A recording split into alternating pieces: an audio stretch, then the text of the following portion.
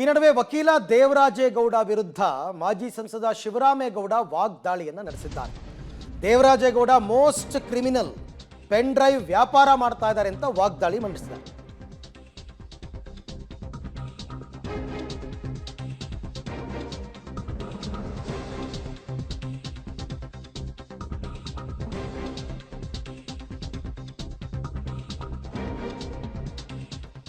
Devaraje Gowda most criminal, ಆತ pen drive ವ್ಯಾಪಾರ ಮಾಡ್ತಿದ್ದಾರೆ.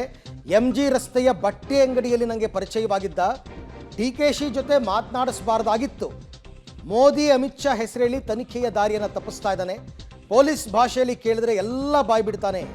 ಈ ವಯಸ್ಸಲ್ಲಿ ದೇವೇಗೌಡರಿಗೆ ನೋವು ಕೊಟ್ಟ, ಮಾನನಷ್ಟ ಮೊಕದ್ದಮೆ ಹಾಕ್ತೀನಿ, ನಾನು BJಪಿಗೆ ರಾಜೀನಾಮೆ ಕೊಟ್ಟಿದ್ದೀನಿ ಅಂತೆಲ್ಲ ಶಿವರಾಮೇಗೌಡರು ಮಾತಾಡಿದ್ದಾರೆ.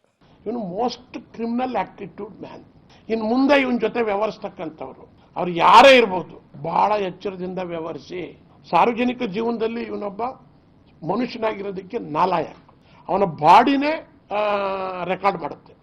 ಅವತ್ತಾದ್ಮೇಲೆ ಅವನು ಒಳಗೆ ಹೋದ್ಮೇಲೆ ನಾನು ದೇವರಲ್ಲಿ ಪ್ರಾರ್ಥನೆ ಮಾಡಿದೆ, ನಾನು ತಿರುಪತಿ ತಿಮ್ಮಪ್ಪನ ಭಕ್ತ, ಸದ್ಯ ಒಳಗೆ ಹೋದ್ನಲ್ಲಪ್ಪ, ಈ ಹುಚ್ಚನಾಯಿ ಒಂದು ಒಳಗೆ ಹೋಯ್ತಲ್ಲ ಅಂತೇಳಿ ನಾನು ಭಾವನೆ ಮಾಡಿಕೊಂಡಿದ್ದೆ. ಯಾರನ್ನು ಬೇಕಾದ್ರೆ ಕಡಿತದೆ, ಅವರೇ ಇವರೇ ಅಂತ ಸಿಕ್ಕಿಲ್ಲ, ಯಾರು ಸಿಕ್ಕುತ್ತೋ ಅದು ಕಡಿಯೋಕ್ಕೆ ಕಡಿಯುತ್ತೆ. ಇವನೊಬ್ಬ ಫ್ರಾಡ್. ಆಕ್ಚುಲಿ ನೀವು ಸಹಿತ ಭಾಳ ಹೋರಾಟ ಮಾಡಿದ್ದೀರಿ. ನೀವು ಅವರು ಮುಂದ್ಗಡೆ ಭಾಗ ಬಿಡುಗಡೆ ಮಾಡದೇ ಇದ್ದಾಗ, ಆಡಿಯೋ ಬಿಡುಗಡೆ ಮಾಡದೇ ಇದ್ದಾಗ ನೀವು ಅವತ್ತು ಬಾಯ್ಕಾಟ್ ಮಾಡಬೇಕಾಗಿತ್ತು ಅಂತ ನನ್ನ ಭಾವನೆ. ಇದಕ್ಕೆ ಪ್ರಾಮಾಣಿಕವಾಗಿ ಇದು ಎನ್ಕ್ವೈರಿ ಆಗಲಿ, ಯಾರು ತಪ್ಪು ಮಾಡಿದಾರೋ ಉಪ್ಪು ತಿಂದವ್ರು ನೀರು ಕುಡಿಲಿ. ಈ ಪೆನ್ ಡ್ರೈವ್ನ ವ್ಯಾಪಾರಕ್ಕೆ ಇಟ್ಟಿರ್ತಕ್ಕಂಥವನೇ ದೇವರಾಜೇಗೌಡ, ಇದೆಲ್ಲ ಅನುಮಾನ ಇಟ್ಕೋಬೇಡಿ. 26ನೇ ತಾರೀಕು ಎಲೆಕ್ಷನ್ ಆಗುತ್ತೆ. 29ನೇ ತಾರೀಕು ದೇವರಾಜೇಗೌಡನ ಭೇಟಿ ಆಯ್ತದೆ, ಅದೇ MG ರೋಡ್ನಲ್ಲಿ ಭೇಟಿ ಆಗ್ತದೆ. ನಾನು ಅಲ್ಲಿ ಒಂದು ನಮ್ಮ ಸ್ನೇಹಿತರ ಅಂಗಡಿ ಇದೆ, ಅದು ಟೈಲರಿಂಗ್, ದೊಡ್ಡ ಟೈಲರಿಂಗ್ ಕಂಪನಿ. ಅಲ್ಲಿ ಮಧ್ಯೆ ಒಂದು ಹಾಲ್ ಇದೆ.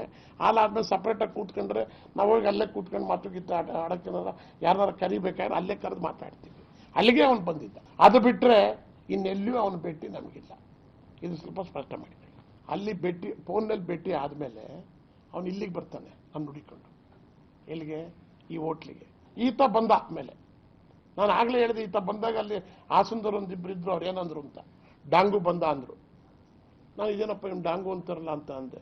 ಆಗ ಗೊತ್ತಾಯ್ತು ಇವನು ಸ್ವಲ್ಪ ಡೇಂಜರ್ ಇದ್ದಾನೆ ಅಂತ ನನ್ನ ಊಹೆ.